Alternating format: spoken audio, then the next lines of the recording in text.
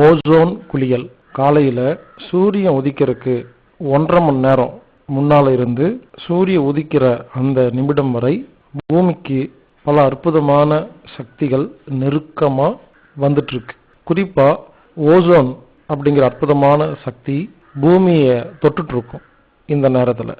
அதனால தான் பல குருமார்கள், யோகா சென்டர், ஆசிரமங்கள் எல்லாம் இந்த நேரத்தில் பிரார்த்தனை பண்ணுறதுக்கு, யோகா பயிற்சிகள் செய்யறதுக்கு வலியுறுத்துறாங்க. குறிப்பாக அந்த நேரத்தில் நம்ம முழிச்சிருந்தாவே நம்ம உடம்புக்கு நிறைய சக்திகள் கிடைக்கும்.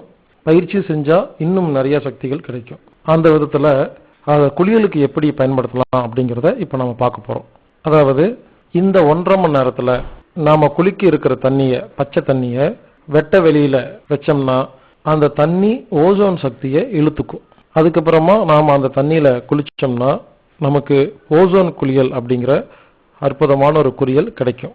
ஆனால் சூரியன் மறைஞ்சதுக்கு அப்புறமா, சூரிய உதிச்சதுக்கு அப்புறமா இந்த ஓசோன் சக்தி, தண்ணியில் இருக்கிற ஓசோன் சக்தி இது ஆவியாக ஆரம்பிச்சிடும். அதனால குளிக்கிறதா இருந்தால் தண்ணியை சூரிய உதிக்கிறதுக்கு 1.5 மணி நேரத்துக்கு முன்னால் வெட்ட வெளியில் வச்சு அதில் ஓசோன் சக்தியை கிரகிக்க வச்சு சூரிய உதிக்கிறதுக்கு முன்னால் குளிச்சுட்டா நம்ம உடம்புக்கு கிடைச்சிடும். அந்த தண்ணியை சூரியன் உதிச்சதுக்கு அப்புறம் குளிக்கலாம்.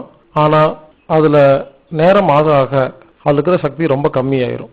ஒரு 2 மணி நேரத்துக்கு அப்புறமெல்லாம் குளித்தோம்னா அதில் ஒன்றுமே இருக்காது, அது சாதா தண்ணியாக தான் இருக்கும். அதனால் முடிஞ்ச வரைக்கும் சூரிய உதிக்கிறதுக்கு முன்னால் இந்த ஓசோன் தண்ணியில் குளிக்கிறதுனால நமக்கு ஓசோன் சக்தி கிடைக்குது. இன்னும் ஒரு ஐடியா இருக்குது. நைட்டு தூங்கும் போது காலையில் குளிக்க வேண்டிய தண்ணியை வெட்ட வெளியில், மொட்டை மாடியிலையோ இல்லை நேரடியாக வானத்தை பார்க்குற மாதிரி ஏதோ ஒரு இடத்துலையோ தண்ணியை வச்சுட்டு படுத்தோம்னா இந்த இரவு நேரங்களில் எல்லா கோள்களிலிருந்தும் நட்சத்திரங்களிலிருந்தும் சக்தி பூமியை நோக்கி வந்துக்கிட்டே இருக்கும்.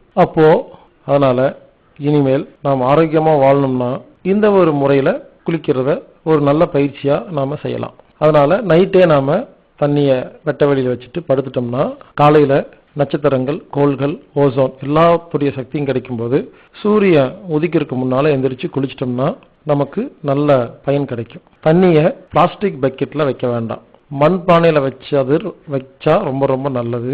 இல்லைன்னா காப்பர் செம்பு பாத்திரத்தில் வைக்கலாம், இல்லைன்னா சிமெண்ட் தொட்டியில் கூட வைக்கலாம், பரவாயில்ல.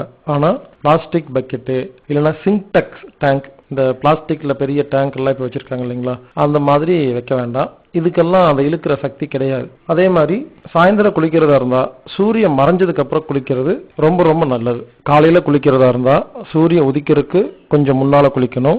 நைட்டு குளிக்கிறதா இருந்தால் சூரியன் மறைஞ்சதுக்கு அப்புறம் குளிக்கணும். இது குளியலுக்கு ரொம்ப ரொம்ப நல்ல ஒரு நேரம்.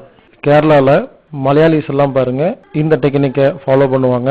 இதுதான் அவங்களுடைய ஆரோக்கியத்திற்கும் அந்த கேரள பெண்களுடைய கூந்தல் அழகா இருக்கிறதுக்கும் கருகருன்னு இருக்கிறதுக்கும் இதுதான் காரணம். அதனால இனிமேல் நாம் ஓசோன் குளியல் எடுத்து ஓஹோன்னு வருவோம். வாழ்க வையகம். மேலும் விவரங்களுக்கு போன் மூலமா தொடர்பு கொள்றதா இருந்தா இந்தியா ஹெட் ஆபீஸ் நம்பர் +91 9944221007. இன்னொரு நம்பர் 9842452508. இமெயில் மூலமா கான்டாக்ட் பண்றதா இருந்தா anatomictreatment@gmail.com. ANATOMICTREATMENT@gmail.com.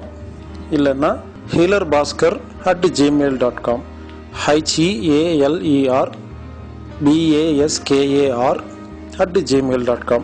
anatomictherapy.org அப்படிங்கிற வெப்சைட்லேயோ anatomictherapyfoundation.com அப்படிங்கிற வெப்சைட்லேயோ நீங்கள் எல்லா விஷயங்களையும் தெரிஞ்சுக்கலாம்.